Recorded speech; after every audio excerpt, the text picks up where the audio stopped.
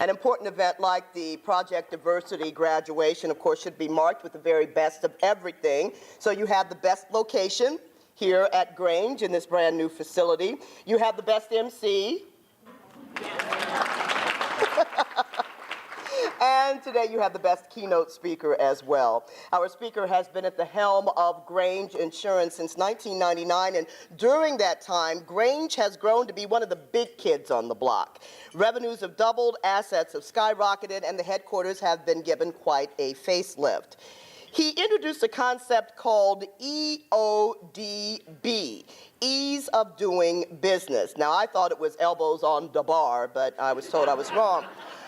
Ease of doing business has become kind of a guiding force in Grange's push to enhance products, to create partnerships, to improve technology, and to positively impact the community. Now, among his community interests, the Columbus Zoo, Experience Columbus, United Way, of course, the Downtown Development Commission, and the Grange Insurance Audubon Center Stewardship Board. His support of Project Diversity is stellar. Grange has been committed to Project Diversity for 9 years now.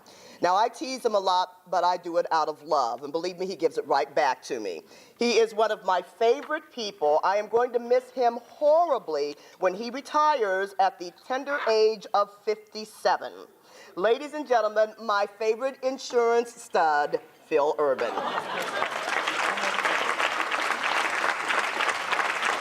You almost made it. I almost did it.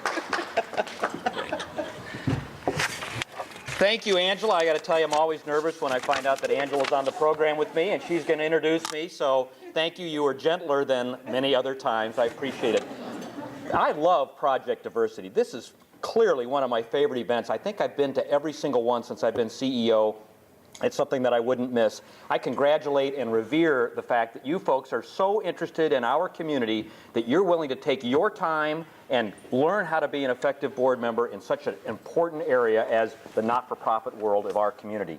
I thank you all for doing that. I got a special shout out to Terrence Chong. Terrence from Grange Insurance here is going to be a Cycle 18 graduate. Terrence is awesome. He and I have done a lot of things together over the years, and I think it's terrific that you're here, Terrence. He said he had a great time. I love having the opportunity to share with you some of my perspectives about not-for-profit board service, and so that's what I'm going to do. I'm going to talk about 4 things. I'm going to talk about why you might want to get involved with a not-for-profit board, and I think I might be preaching to the choir a little bit, but let me share with you my perspective on that. I'm going to talk about how you might select a board that you would get involved in. I'm going to talk about understanding your role once you're on the board, and then lastly, how to be a good board member. So just based on my experience.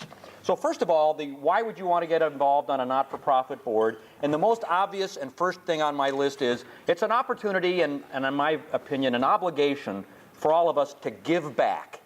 I think as I look around the room, for every one of us sitting here, no matter what your circumstances, we're probably in better shape, in better condition, with better prospects than an awful lot of people in our community who simply need our help.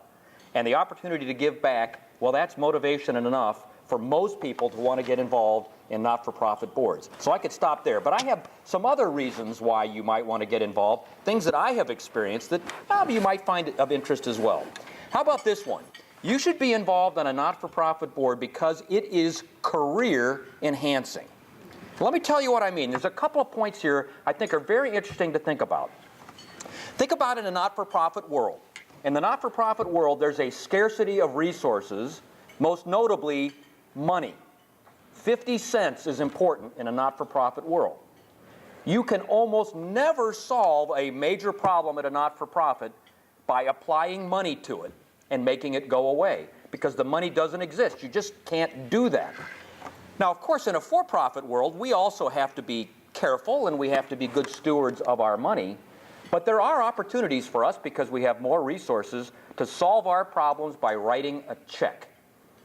The amount of creativity in running a business, and I think of all of our not-for-profits as businesses, the amount of creativity required to run your business where you can't solve your problems with a check is very useful as you think about if you have a for-profit career ahead of you.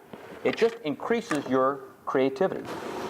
Secondly, I think a lot about the issues of leadership. at Grange Insurance, we like to hire people who have clear leadership opportunities. And I think that people getting involved, who are for-profit people who get involved in the not-for-profit world, you have a terrific opportunity to expand your leadership. Let me tell you what I mean.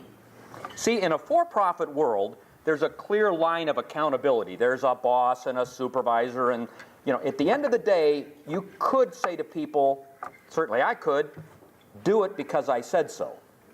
Now, I wouldn't do that. That's not a very good way to lead, but I could. In the not-for-profit world, where you're dealing with volunteers, you almost never can say, do it because I said so. Because if you do that very often, pretty soon you're going to look around in the room and you'll be standing by yourself. What you have to do instead is you have to learn how to create a vision of what that board is trying to accomplish. You have to engage people in that vision. You have to stir their passions. And it's an element of leadership that I think gets very much enhanced by being involved in that not-for-profit world. So think about the creativity of expense and cash management and the opportunity for additional leadership. Here's another one, gaining new perspectives. No matter how much a company wants to be diverse, I can tell you that companies tend to be collections of like-minded people. Regardless of their ethnic diversity, there's still a like-mindedness to people who are working together, especially if they've worked together for a long time. Well, one of the most pleasurable things for me in serving on all the different boards that I've served on here in Central Ohio is the opportunity to be around people who had completely different perspectives about the world from me. I have learned so much about a different way to think of things. There are times when people might bring up an issue or an answer or a problem that I never imagined existed, and because they're there and because I'm on that board, I learn from them. So as a life experience, gaining additional perspectives, another reason to be on a not-for-profit board. Two more. Next is networking. Don't underestimate the value of networking relative to not-for-profit boards.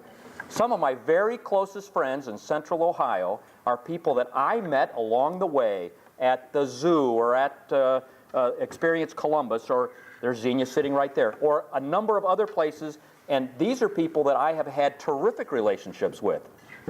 Now, just about 2 or 3 years ago, we started raising money for the Grange Insurance Audubon Center. As it turns out, I sat in the offices of many of those people that I met along the way and sat across the desk and said, would you contribute? And they said yes. I had no idea 10 years ago when I joined those boards that that's what would happen. But if I had not had that networking opportunity with them, I'm convinced we would not have been as successful. Think about your own career. Think about what you want to accomplish. It's a terrific way to get to know some very interesting people. Lastly, and I hate to keep talking about success and career, but I'm just wired up that way, so I apologize for that, but maybe I shouldn't apologize. If you are somebody who's interested in advancing up whatever the mythical ladder is, community service is a terrific way to make your resume stand out. I can tell you I've seen thousands of resumes over the years, and when I see a resume and somebody's been involved in a couple of different community activities, and they have maybe even a leadership role in one of those activities, that tells me about their heart, and it tells me about how they approach life in terms of balancing life and work and community philanthropic affairs. So that is a way for you to stand out. So those are some reasons why you might be involved in a not-for-profit board. Make any sense to anybody? This is when everybody nods, yes. Very insightful. Thank you very much. Sarma's very good at that. All right, how about how to select a board? Now, I actually get asked this question pretty often because I've been on a few, and people ask me, well, how do you select a board? So I've got some things that over the years I've shared with people that I'll share with you. First and foremost is that you have to have a passion for the mission of that particular organization. Now, you might join a board and be interested in maybe some board members or the newness of it, or the fact is, by the way, when you join a board, the staff at that association or that organization, they're going to love having you just because they love having you. And it's nice to be loved. But you know, the newness of that wears off after a time. There is no effort in life, I'm sorry to preach, but I believe it. There's no effort in life that's sustainable if it's not based in passion for whatever it happens to be. So what do you have passion for? What is it that really floats your boat? Well, a lot of people have passion for an organization that has touched their life in some way. Somebody who's had a heart problem, maybe they're very interested in the American Heart Association. Somebody who's got an autistic child is involved in the autistic organizations, and so on and so on. I really think this passion is important. You're going to be giving up your time, and in some cases, some of your money. Let's not pretend otherwise. And if you don't have passion for the organization, those meetings are going to become a distraction, something not to be enjoyed. But if you have a passion, that really makes a difference. Number two is that you have to respect and, in my view, admire the executive leader of that organization. If you're being recruited by board members, that's fine. But I encourage you, do not commit to the board until you have had a sit-down with the executive director face-to-face. That person's running the day-to-day organization. They're the people who are really making things happen. And if you don't feel good about that relationship for whatever reason, might be a terrific person, but not a good fit for you, you're going to be frustrated in your board experience. So make sure that you're comfortable with and even respect that individual who's leading. I think the board has to be made up of interesting people. Now, I don't know what interesting means to you, but every board I've ever joined, one of the very first questions I asked was, give me a list of who's on the board and what they do. Because I'm going to make sure that I'm around people who are doing things that I want to know about. Maybe somebody who's with a company that I particularly admire, or they're doing something that maybe I always wanted to know about. So there is a way to figure out who the interesting people are. I think the board shouldn't be too big. Now, I don't know what everybody's common board size is. I can tell you that there's a board in town that has 100 members in it. I'm not going to tell you which one. The good news is they have an action board that's a subset of the full board. 100 is nuts. I was on another board, a national board, with 65 members. Now, I thought about that. If every member spoke for 5 minutes, the meeting lasts 5.5 hours. And I can tell you that in a board meeting, I talk a lot more than 5 minutes. So 65 is too many. I don't know exactly the right size, but make sure you're in a board where it's cozy, it's comfortable, and it's of a size where you get to work like a team.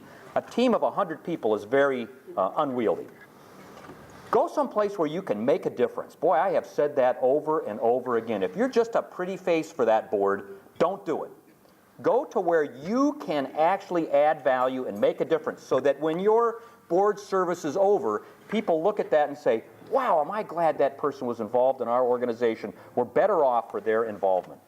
And lastly, I think you've got to be on a board where it's a fun board.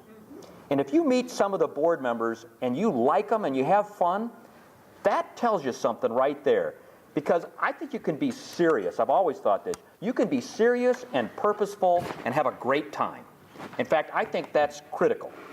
I've been on a couple of boards in town where we loved board meetings just in part because we were playful. Now, we got great work done, but we had a good time.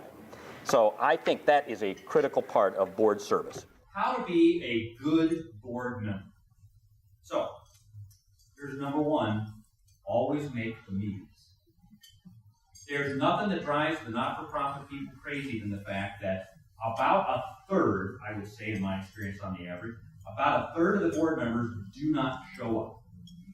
So there's a lot of board members that have, or not a lot of boards that have 30 members that 20 come, and the reason they have 30 is because they know only 20 come. Well, I can tell you in the for-profit world, if a third of our board members didn't show up to a meeting, they wouldn't stay board members because we couldn't stand that. We can't function as an organization if a third of our overseers, if you will, don't bother to show up. So forgive me for pounding the podium, but show up to the meetings. And if you can't show up to the meetings on a regular basis, don't join that board. Come prepared. I apologize to all the not-for-profit people here for this next statement. But if you are running a not-for-profit where I'm on the board, one of the things you're going to start doing, if you don't do it already, is send out advanced material to all the board members at least 7 days before the board meeting. And the reason is because I want to spend the meeting time talking about and debating the issues, not reading something or looking at some long, involved presentation. That's a waste of the board's collective time. That time is so precious. Use it for its greatest value, which is discussion, debate, and decision-making. So I would encourage you, if you're on a not-for-profit board now and you don't get advanced material, agitate for it. You should demand it. I'll bet you every other board member on that board would like that as well. Sorry. Number 3, participate. I got to thinking about participation. I don't know what kind of a student you were. I know what kind of student I was. You know, did you ever go to classes where you sat in kind of the back row and you didn't pay all that much attention? And gosh, that class seemed like it took forever, and it was a 50-minute class, and you watched 50 times.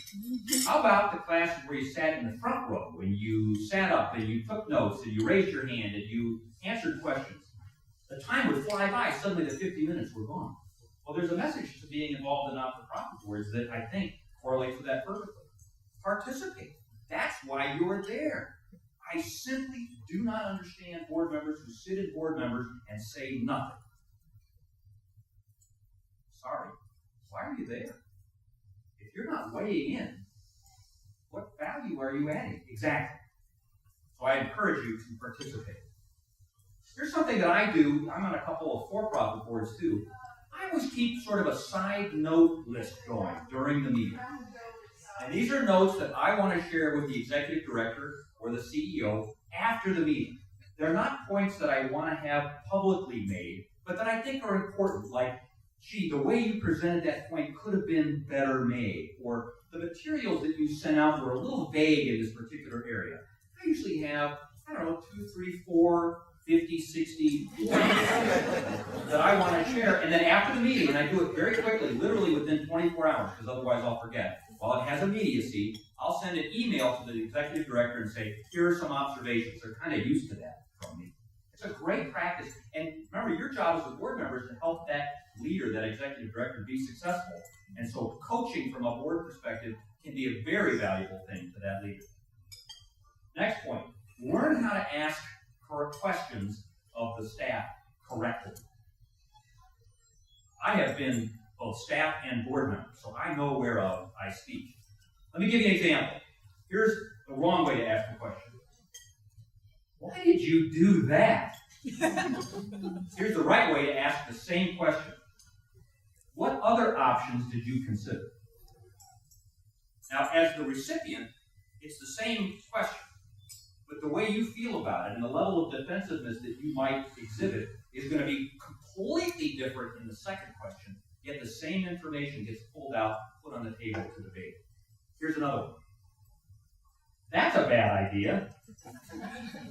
Wrong way. Right way. Are there any scenarios that you can think of where this idea may not work? Same exact point. One's confrontational, one gets you right here. What do you mean it's a bad idea? Two, oh, well, you know what? There are a couple situations where it may not work. And after you get the debate started, the group may discover that, you know what, it was a bad idea. Lastly, regularly check in with the executive director and ask what he or she needs. That is so important. I'll bet you there are board members, I'm talking to the folks who are in executive leadership positions, I'll bet you have board members who never contact you between board meetings. Would that be correct, Ms. Jackson? Without naming names? I haven't. I think that's a mistake. You should, as board members, be regularly calling that chief executive, the executive director, to say, how's it going? What's going on? The executive director position is uniquely weird.